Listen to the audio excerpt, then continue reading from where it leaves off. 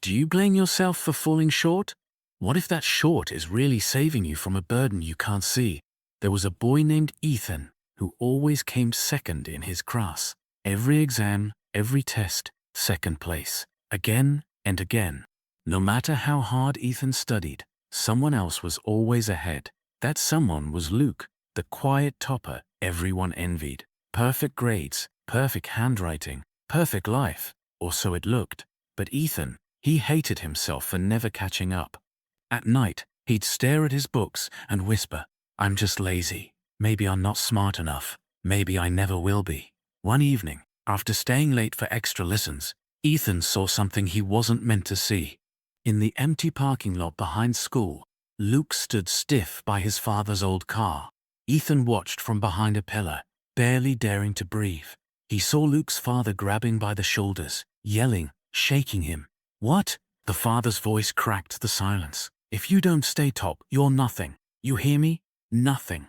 Luke just stood there, eyes down, too tired to cry. Later that night, Ethan walked home alone in the dark. No books in his bag, just this heavy truth sitting on his chest. At home, he sat beside his mom at the dinner table.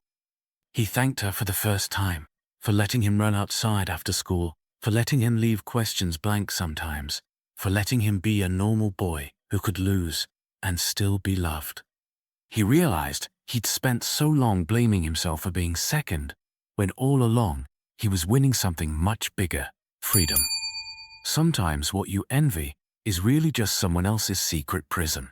So, if you've ever blamed yourself for not matching someone else, take a closer look at what their perfect might be costing them. Not every first prize is worth the price it demands. Be thankful for the soft spaces in your life. Become the people who let you fail and still hold you close. Sometimes, second place is where real life breathes. There's a quiet phrase in this story: secret prison. When we say someone's living in a secret prison, we mean they're trapped in something others can't see, like pressure, fear, or expectations that look like success from the outside. It's not about walls and bars, it's about what's hidden behind perfect grades, big titles, or shiny trophies. So next time you hear secret prison, remember, it's a reminder to look deeper than what people show you. Have you ever blamed yourself for not being enough, only to find out you were freer than you knew? Share your story in the comments. Your words might free someone else too. You're listening to Fabelopedia, where simple stories remind us what truly matters. Stay curious, stay kind, and remember, sometimes second place is the first place worth keeping.